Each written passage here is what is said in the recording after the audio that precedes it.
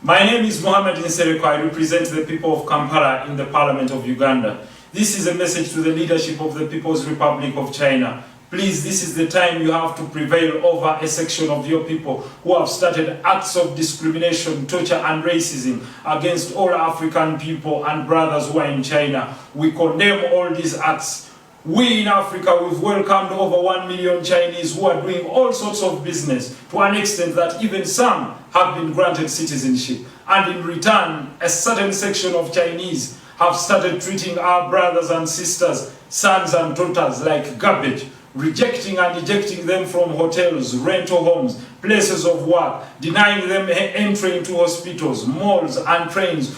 It pains when African brothers are shown on videos entering hotels and they are being told to stay out. It pains us when African brothers and sisters are entering buses and they are told they cannot enter those buses just because they are black. This type of acts are unacceptable, criminal, and we shall not accept them in this time and era. I call upon all our people not to embrace revenge, but let's speak about these heinous acts that are being mounted on our brothers and sisters by a certain section of Chinese. I don't know how great men and women who have died could be feeling in their graves. They must be turning. The likes of Nelson Mandela, Martin Luther King, George Washington, Julius Nyerere, Winnie Mandela, Mama Teresa, Kwame Nkrumah, Haile Selassie, Patrice Lumumba, John Garang. These are people that put their lives on the line to fight for equality and justice for the black race and for everyone in the world. I call upon all African leaders.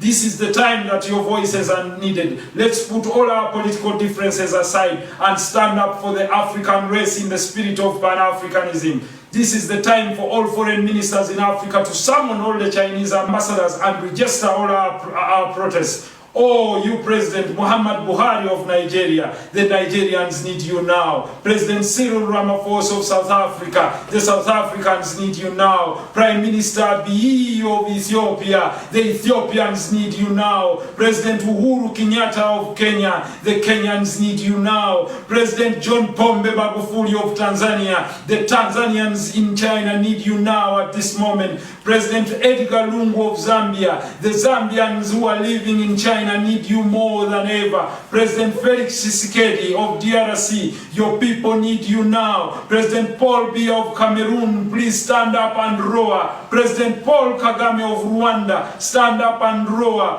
President Yoweri Museveni, this is your time to roar and tell the Chinese that this is not the way to treat Africans. President Nana Akufo-Addo of Ghana, this is your time to roar and tell the Chinese that you must respect the African people. This is a struggle for the Africans. We must stand up and embrace it, led by God who is the source of life. We shall liberate our African people.